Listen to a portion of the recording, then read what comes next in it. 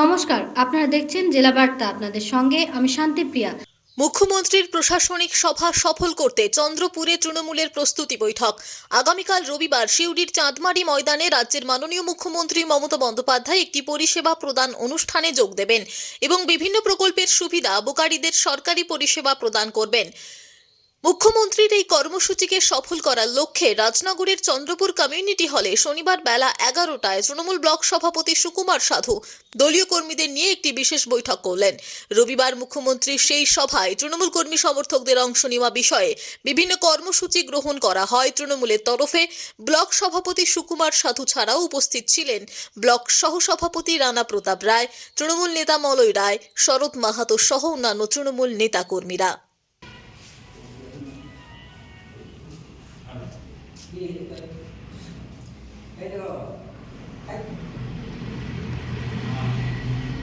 খান আরশাদের report, ভয় TV, Rajnagar.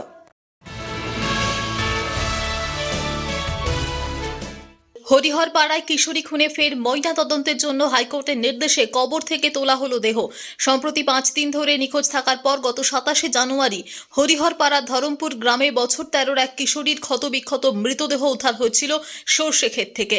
পরিবারের অভিযোগ ছিল তাকে অপহরণের পর গলায় ফাঁস লাগিয়ে খুন করা হয়েছে, তার চোখ উপড়ে নেওয়া হয়েছিল বলেও অভিযোগ ছিল। মৃতের পরিবারের দাবি ওই 8ম শ্রেণীর ছাত্রীর সঙ্গে প্রতিবেশী এক কিশোরের প্রেমের সম্পর্ক ছিল। মৃতের মার অভিযোগ, মেয়ের এক বান্ধবীর কাছ থেকে জানতে পেরেছে তার মেয়ে ওই সম্পর্কের জেরে 3 মাসের অন্তঃসত্ত্বা হয়ে পড়েছিলেন। তার চোখ উপড়ে নেওয়া হয়েছে, অথচ ময়না তদন্তের রিপোর্টে সেই সবের উল্লেখ নেই। ময়না তদন্তের রিপোর্টে সন্তুষ্ট না হয়ে মেয়ের দেহের ফের ময়না তদন্তের দাবি কলকাতা হাইকোর্টে আবেদন করেছিলেন পরিবারের লোকজন। বিচারপতি জয় সেনগুপ্ত আবেদন মঞ্জুর করে, তাই আজ বিচারপতির নির্দেশে ম্যাজিস্ট্রেটের উপস্থিতিতে ভিডিওগ্রাফি করে তোলা হচ্ছে দেহ। কলকাতার SSKM হাসপাতালে বিশেষজ্ঞ চিকিৎসকের উপস্থিতিতে ওই কিশোরীর দেহের ময়না তদন্ত হবে। কবর থেকে কিশোরীর দেহ তোলা হচ্ছে। জানাজানি হতেই কবরস্থানের আশপাশে এলাকার মানুষজন ভিড় জমিয়েছে। ঘটনায় চাঞ্চল্য এলাকা জুড়ে। পরিবারের লোকজনদের দাবি, তাদের মেয়েকে যারা নৃশংসভাবে খুন করেছে তাদের পুলিশ শাস্তির ব্যবস্থা করুক।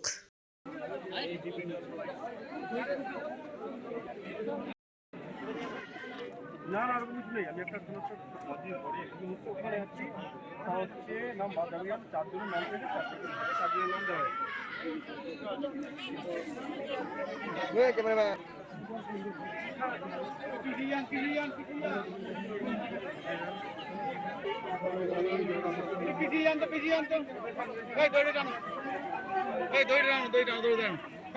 টানো তো একটু পিছন।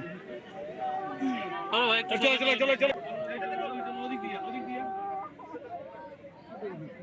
যাবেন কেউ এগোবেন না। আজ কি দূর দিয়ে গেল আমরা কেন পারলাম না, আর কেন এই বোনটা এরকম আত্মহত্যা করে কেন মারলো, কি দোষ করলো আমার এই বোনটা? এই জন্য আমার লোক 12 বছর 10 মাস বয়স, যে এখনো কিছু মানে বোঝার মতন হয়নি, যে 10,000 টাকার লোভে মেরে দিল যে লিয়াই আমি কলকাতা নিয়ে দেবো, ভাত দেবো। এবার এই যে বোনটা বলেছে যে কি মেনে লাইনি তোমাদের যে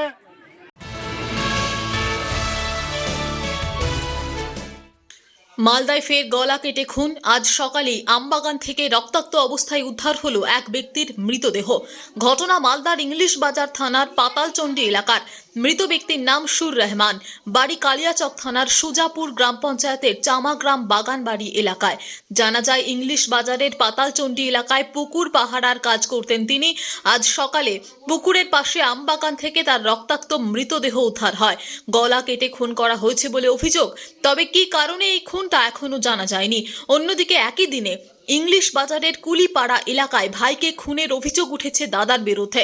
মৃত ভাইয়ের নাম চন্দু পাসওয়ান। পরিবার সূত্রে জানা গিয়েছে, বড় ভাই বিকাশ পাসওয়ান গতকাল রাতে মদ্যপ অবস্থায় বাড়ি ফেরে। সেই সময় পাপন পাসওয়ান নামে আরেক ভাইয়ের সঙ্গে বিকাশের বিবাদ বাঁধে। 2 ভাইকে ছাড়াতে যায় চন্দু। অভিযোগ, সেই সময় বিকাশ চন্দুকে চাকু মারে। এদিকে একই দিনে ইংলিশ বাজারের জোড়া খুন হওয়ায় চাঞ্চল্য ছড়িয়েছে। নিয়ে নিচ্ছে একটি ছোট্ট বিরতি। ফিরে আসছি বিরতির পর। সঙ্গে থাকুন ভয়ের সঙ্গে নির্ভয়ে। সিউড়িতে অত্যাধুনিক চিকিৎসা পরিষেবা নিয়ে এলো সৃজন পলিক্লিনিক। ওষুধের দোকান সহ অত্যাধুনিক মানের প্যাথোল্যাব, কম্পিউটার তথা অত্যাধুনিক মেশিনে রক্ত, মল, মূত্র ও থাইরয়েড পরীক্ষার সঙ্গে এখানে রয়েছে বিশিষ্ট চিকিৎসকদের বসার চেম্বার। রোগীদের স্বাচ্ছন্দ্যের কথা ভেবে সম্পূর্ণরূপে এসি নিয়ন্ত্রিত সৃজন পলিক্লিনিকে রয়েছে বসার সুবন্দোবস্ত, বিশুদ্ধ পানীয় জল ও টয়লেটের ব্যবস্থা। এখানে বসছেন সিউড়ি সদর হাসপাতালের বিশেষজ্ঞ চিকিৎসক সহ অন্যান্য শহর ও হাসপাতালের বিশিষ্ট চিকিৎসকরা। সৃজন পলিক্লিনিক ও প্যাথোল্যাব, সিউড়ি, বীরভূম। সিউড়ি সদর হাসপাতালের পাশে ফাঁড়ি ঘরের উল্টো দিকে। Mobile number 8373071019, 9474437713, 9434326822। ফিরে এলাম বিরতির পর। শনিবার বিশ্বভারতীর পাঠভবনের পড়ুয়ারা উপস্থাপিত করল বসন্তের আবাহন অনুষ্ঠান। ফাল্গুন চৈত্র এই 2 মাস বসন্তকাল, তাই ফাল্গুনের শুরুতেই পাঠভবনের পক্ষ থেকে বসন্তকে আবাহন জানানো হয়। শান্তিনিকেতনে দোলের দিন বসন্ত উৎসব অত্যন্ত গুরুত্বপূর্ণ। সেদিন দূর দূরান্ত থেকে কয়েক লক্ষ পর্যটক শান্তিনিকেতনে এসে উপস্থিত হন, কিন্তু সেই উৎসবে মূলত বিশ্বভারতী সঙ্গীত ভবনের পড়ুয়ারা অংশ নেন। পাঠভবনের কচিকাঁচা পড়ুয়াদের সেই বসন্ত উৎসবে তেমনভাবে সক্রিয় অংশগ্রহণ থাকে না, তাই পাঠভবনের পড়ুয়াদের নিয়ে বলা যেতে পারে নিজস্ব বসন্ত উৎসবের রূপ এই বসন্তের আবাহন। এদিন সকাল 8:30 থেকে পাঠভবনের আম্রকুঞ্জের জহর বেদিতে অনুষ্ঠান শুরু হয়। বসন্ত উৎসবে যে সমস্ত নৃত্য ও সঙ্গীত পরিবেশিত হয়, এদিন সেই সমস্ত গানের মধ্য দিয়েই বসন্তের আবাহন করল পাঠভবনের ছোট থেকে বড় সমস্ত শ্রেণীর পড়ুয়ারা। এদিনের অনুষ্ঠানের আড়ম্বর কম থাকলেও পড়ুয়াদের মধ্যে উৎসাহ উদ্দীপনার কোনো খামতি ছিল না। জহর বেদিকে ফুল দিয়ে সাজানো, তাতে আলপনা আঁকা সহ অন্যান্য কাজ পড়ুয়ারা নিজেরাই করে থাকে। বিশ্বভারতী সূত্রে জানা গিয়েছে, আগে বসন্ত পঞ্চমী অর্থাৎ সরস্বতী পুজোর দিন সন্ধ্যায় অনুষ্ঠান হতো, কিন্তু বিশ্বভারতীতে যেহেতু ব্রাহ্মমত প্রতিষ্ঠিত, সেজন্য সেই অনুষ্ঠান বন্ধ হয়ে যায়। পরবর্তীতে আম্রকুঞ্জে এই অনুষ্ঠান হয়ে আসছে। পাঠভবনের অধ্যক্ষা বোধিরূপা সিনহা বলেন, শান্তিনিকেতনে প্রকৃতির উদযাপন আমাদের জীবন চর্চার একটা বড় অঙ্গ।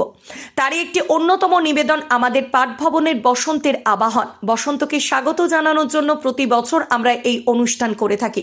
ডালের ডাল হইতে খসখস করিয়া কেবলি পাতা খসিয়া পড়িতেছিল।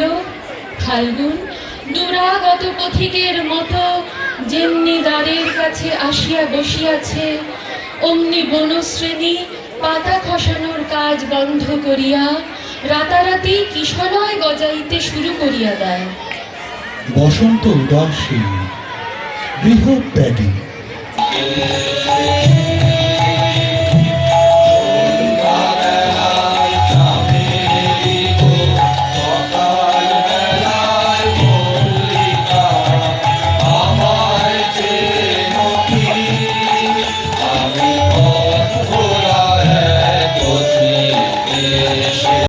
না, আমাদের তো খুবই ভালো লাগছে, কারণ প্রত্যেক বছর এটা আম্রকুঞ্জে হয়, আর এত ভালো লাগে এটা, সবাই আমরা একসাথে এত আনন্দ করে এটা করি। এটার জন্য মানে একটা চারিদিকে সাজো সাজো রব, বসন্তকে আহ্বান করার জন্য এই আম্রকুঞ্জটা পুরো সেজে ওঠে। মানে তার মহড়ার যে একটা প্রস্তুতি, সেটাও একটা দারুণ ব্যাপার। তো 1 মাস আগে থেকে এটার রিহার্সাল, তারপরে এই যে শাড়ি, তারপর নানা রকম এই কি শাড়ি পরবো।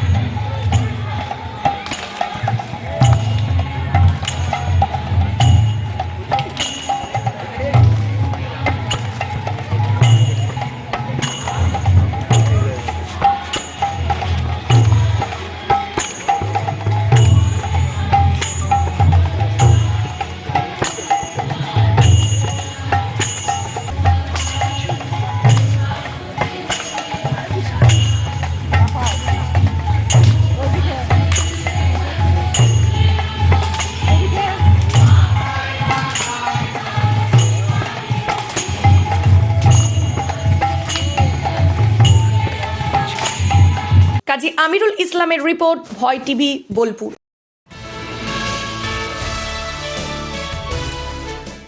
দক্ষিণ 24 পরগনার কুলপি ব্লকের বাবুরমহল গ্রাম পঞ্চায়েতের তারাচাঁদপুর গ্রামের ঝিংরা খালের ওপর কাঠের ব্রিজটি বাবুরমহল গ্রাম পঞ্চায়েত ও কেওড়াতলা গ্রাম পঞ্চায়েতের একমাত্র যোগাযোগের মাধ্যম।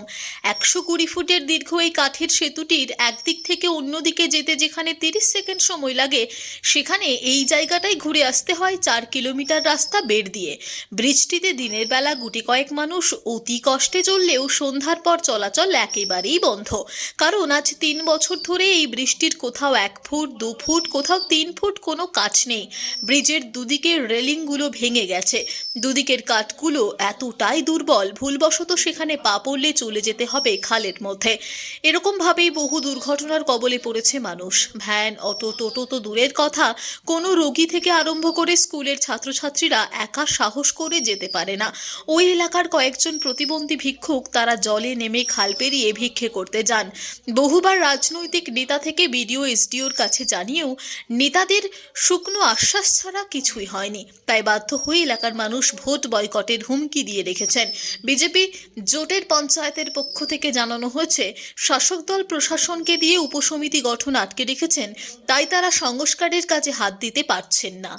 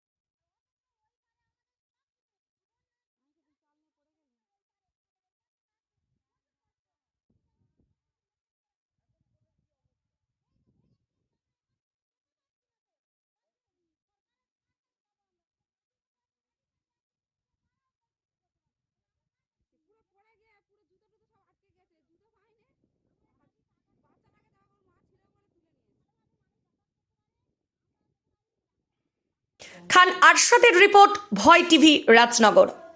আজকে জেলা বার্তা এই পর্যন্তই। নমস্কার।